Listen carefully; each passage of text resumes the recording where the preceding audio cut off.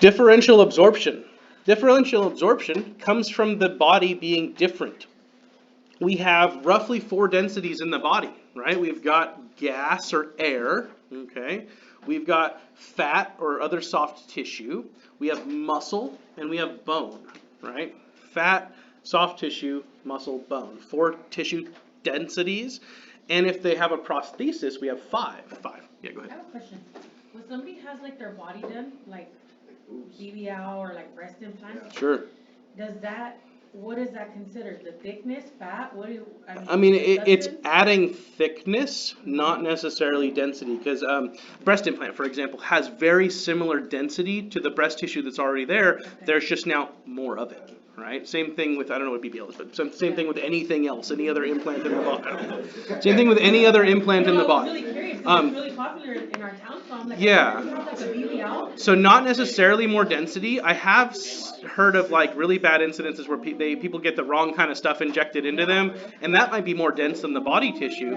But generally speaking, like done correctly, for example, breast implant augmentation, that's going to be the same density or very similar enough density to the breast that's already there. Yeah, because even the positioning when she had her BBL, we were doing it, it was kind of like. Can I ask what that is? Brazilian butt.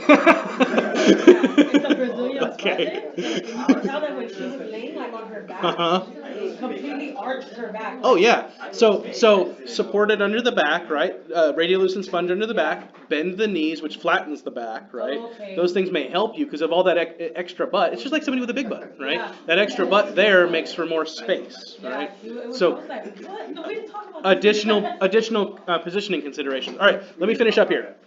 So the differential thickness, the differential absorption of the X-ray beam comes from the different thicknesses of the body. We learned that with the step wedge slide. Different physical density. Gas is different than fat, is different than muscle, is different than bone. And molecular density, how dense the actual molecules are, right? Big, heavy molecules absorb more than light molecules. Tungsten will absorb better than oxygen, for example, okay? All of these things together produce what we call subject contrast, the range of densities in the latent image that produce the shades of gray on our image.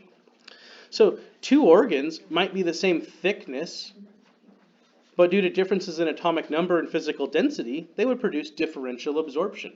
Okay, muscle can be the same thickness as a bone, but the 2 would look different because one's physically denser than the other. Subject contrast is going to be the subject of the next time we talk at the beginning. It's defined as the difference in intensity between various portions of the remnant beam which has exited the patient. All information on tissue composition and part thickness are contained in the subject contrast of the remnant beam, transmitted to the image receptor and then eventually processed, but initially is an unprocessed image.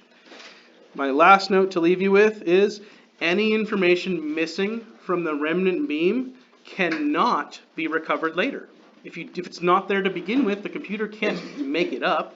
Small asterisk there because computers are getting really smart, but can't make it up. It's got to be there to begin with, okay? That'll finish us for today. Anyone who's sticking around for lab, make sure you stick around. Others, have a good weekend. See ya.